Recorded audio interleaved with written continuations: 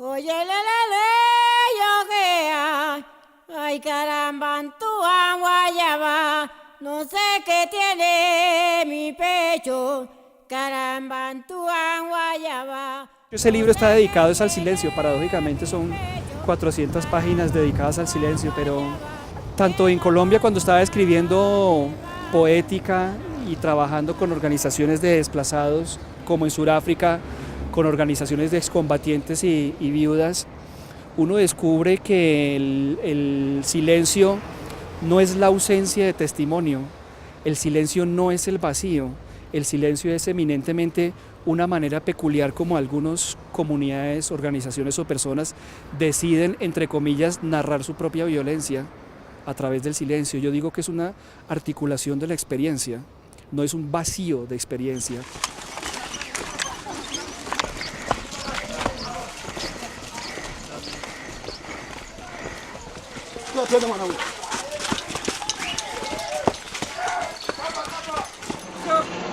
En las primeras horas del lunes 3 de marzo de 1986, 7 jóvenes activistas provenientes de Old Crossroads y Guguleto en Ciudad del Cabo fueron conducidos por askaris hacia una emboscada en la que miembros encubiertos de las fuerzas de seguridad los asesinaron durante una operación conjunta.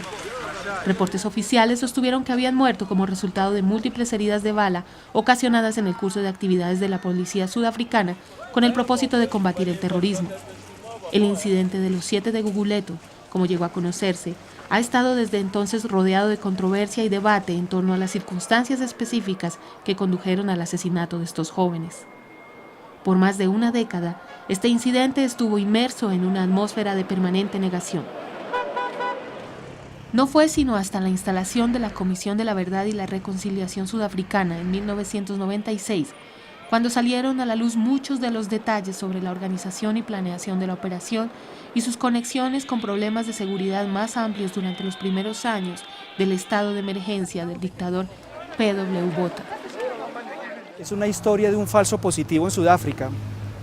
Mucho tiempo después entendí que era un falso positivo porque cuando yo estaba trabajando sobre eso en realidad era la historia de una masacre, solo que ni siquiera en Sudáfrica lo llamaban masacre, pero cuando llegué a Colombia resultó siendo la historia de un falso positivo, o sea, fue un montaje de las fuerzas de seguridad sudafricana para liquidar a unos llamados terroristas, digamos como parte de toda una política de una época surafricana contra su gente. Entonces es un texto sobre un falso positivo, sobre qué pasó antes del falso positivo, sobre el contexto histórico, sobre lo que pasó después de eso, sobre la Comisión de la Verdad, sobre las iniciativas de memoria alrededor de eso. Relata 20 años de la historia de un evento.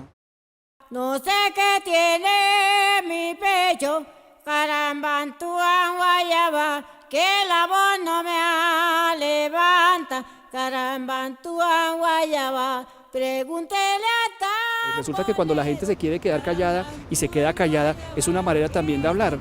Y la responsabilidad de escuchar eso no debe recaer en ellos, las víctimas por ejemplo, sino en última instancia en nosotros. Si una sociedad no oye a otros seres humanos, no es porque los otros seres humanos haya que darles voces necesariamente, porque la gente habla y tiene mecanismos por donde la palabra circula, por ejemplo. Entonces, si una sociedad oye silencio en eso, es porque de pronto no está oyendo bien y hay que ponerle las responsabilidades al que oye, no necesariamente al que está hablando pero no estamos escuchando. Veo los rastros de la guerra en una historia de centenares de masacres rutinarias y de olvidos forzados que se esparcen por la sociedad como la metástasis del cáncer. Mapiripán, El Aro, La Granja, Chengue, Mejor Esquina, Barcelona, La Negra, El Alto Naya, Honduras, Pueblo Bello, Las Tangas, Buenos Aires, El Salado, La Chinita, San José de Apartamento. Que la voz no me levanta, caramba, en tu guayaba. Son muy diferentes, porque en Sudáfrica había un sistema, digamos, racial legalizado. La sociedad está dividida entre blancos y negros en el sentido más literal de la palabra, o lo estaba al menos. Eso comenzó a cambiar después del 90.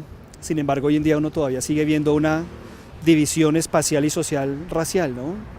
Colombia es un país con un origen de violencia distinto, en todo caso, creo yo, con una constitución demográfica diferente, con una historia económica distinta, por más de que se puedan segregar y liquidar seres humanos y torturar gente en todo el mundo, las condiciones históricas de todo eso de todos modos varían y por lo tanto los procesos que llevan a cambiar ese tipo de cosas también son distintos.